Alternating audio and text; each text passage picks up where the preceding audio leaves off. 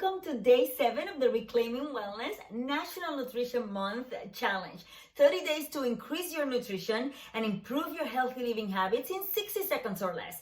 This is day 7 and today's tip is very simple. Just try a different fruit or vegetable that you've never tried before. I'm sure you can go to the market and walk around and find one tiny thing that you've never tried before, or that you tried many years ago but thought you didn't like it, or perhaps you can't remember what it tastes like. What I want you to do is to be curious and be adventurous, and it's not going to cost you more than perhaps $1 or $2 because you're not buying a ton of it. You're only buying one portion.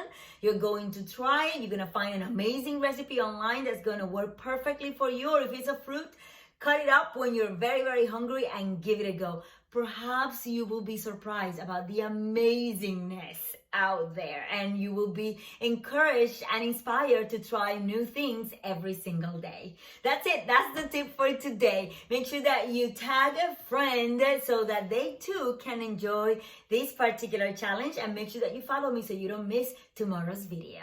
I will see you then.